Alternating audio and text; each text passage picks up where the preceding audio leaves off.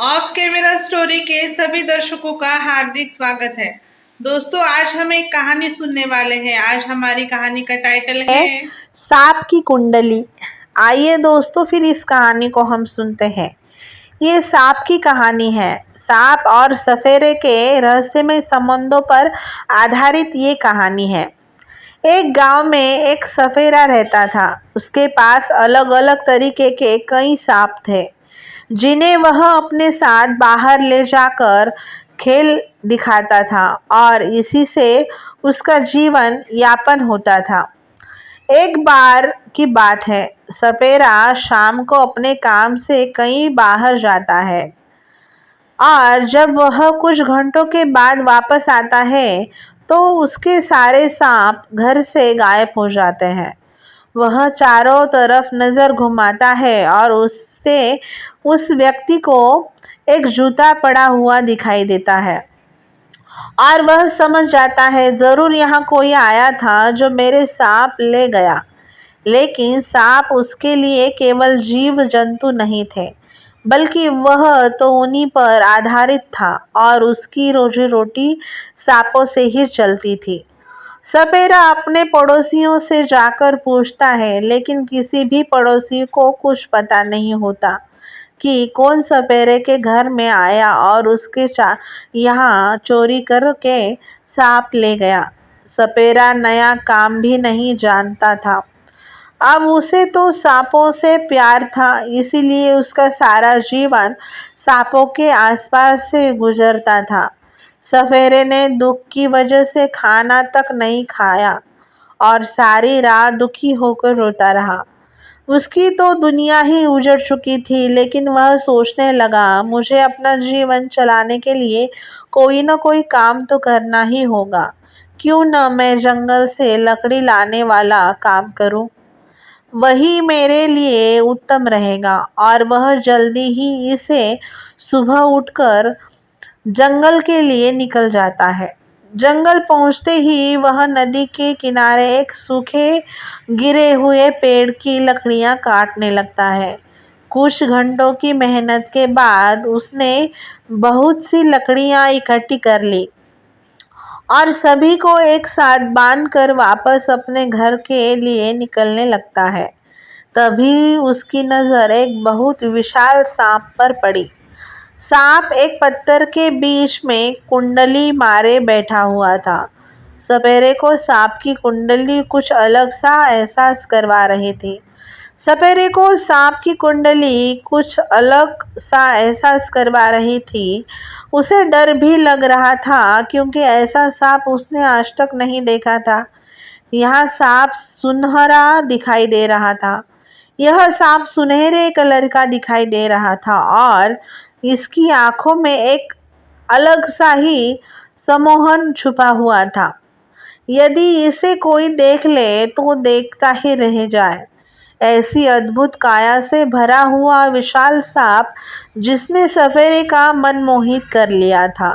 सपेरा सांप पकड़ने में माहिर है, इसीलिए वह अपना सम्मोहन हटाते हुए सांप की तरफ धीरे धीरे बढ़ता है और उसके पीछे से जाकर सर से पकड़ लेता है। सपेरे की पकड़ते ही सांप एकदम शांत हो जाता है। सपेरा लकड़ियों को फेंक सांप को लेकर जंगल से वापस आ जाता है। सपेरा बहुत खुश था, क्योंकि उसे जीने का सहारा मिल चुका था। लेकिन उसे क्या पता कि यह सांप तो अलग ही था और कुछ दिनों में सपेरे को भी यह महसूस होने लगा। एक दिन सपेरा अपने घर की मरम्मत करने के लिए मिट्टी खोदने लगता है। अपने घर के आंगन आता है, लेकिन उसका सांप कुंडली मारे आंगन में बैठा हुआ होता है। उसे ताज्जुब होता है, क्योंकि सांप को तो इस वक्त अंदर जाना चाहिए था। वह बाहर कैसे आया? और वह सांप को पकड़कर दोबारा अपने पिटारे में बंद कर देता है और वापस आकर उसी जगह मिट्टी खोदने लगता है जहां सांप कुंडली मारकर बैठा था। और थोड़ी सी ही मिट्टी खोदने के बाद उसे कुछ सोने के सिक्के मिलते हैं। उसे देखते ही वह उछल पड़ता है। इतना सारा धन उसने आज तक नहीं देखा था।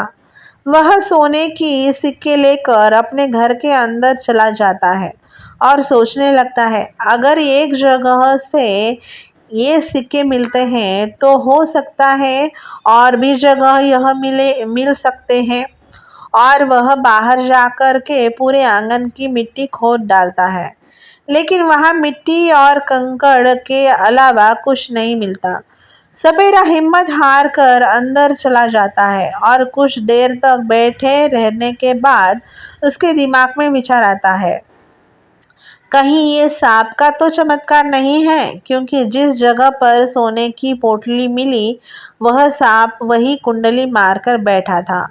और उसका दिमाग चलना शुरू हो जाता है। वह तुरंत सोचता है, जब जंगल में सांप मिला था तो वहां भी कुंडली मार के ही बैठा था। हो सकता है उसके नीचे भी कुछ धन मिल जाए। और वह कुदाल लेकर जंगल की ओर निकल जाता है और उसी चट्टान के पास पहुंचता है जिसके ऊपर वह सुनहरा सांप बैठा था और उस पत्थर को हटाने के लिए जोर लगाने लगता है। लेकिन वह पत्थर हटना उसके बस की बात नहीं थी। वह बहुत बड़ी चट्टान थी, लेकिन उसके मन में लालच का बीज आ चुका था। उसे तो अब किसी भी हालत में धन चाहिए था। उसने वही जंगल में ही कुछ वनवासी लोगों की मदद से वह पत्थर उस जगह से हटा दिया और उन लोगों के सामने वहां खोदने में लगा। कुछ ही समय में वहां से बहुत बड़ा पीतल का संदूक निकला। संदूक देखते ही सफेरे के चेहरे में खुशी का ठिकाना ना था, लेकिन वह भूल गया था कि उसने वनवासियों के सामने ही वह यह खोजा था। और सफेरे जैसे ही संदूक खोलता है, उसमें हीरे जवाहरात अशरियाँ भरी होती है। तभी अचानक वनवासियों का समूह सफेरे को पकड़ लेता है। वनवासी जंगल को अपना देवस्थान मानते थे और वहां से कोई भी चीज किसी को ले जाने नहीं दे सकते थे। सपेरा गुस्से से उनका विरोध करने लगता है, लेकिन वनवासी उसकी कोई बात नहीं सुनते और उसे अपने साथ ले जाकर अपने सरदार के सामने खड़ा कर देते हैं और यहाँ घटित हुई सारी बातों को बता देते हैं। वनवासियों का सरदार बहुत जालिम होता है और जंगल में किसी भी घुसपैठ करने वाले को मौत ही की सजा देता है। और सारी बात सुनते ही सरदार सपेरे को भी पहाड़ी के ऊपर से घने जंगलों में फेंकने का आदेश देता है। और सरदार का आदेश पाते ही वनवासी उसे उठाकर पहाड़ियों से नीचे फेंक देते हैं और सफेरे की लालच से उसकी रहस्यमय कहानी का अंत हो जाता है। दोस्तों, आप सबको आज की कहानी कैसी लगी? आप सबको आज की कहानी अच्छी लगी हो?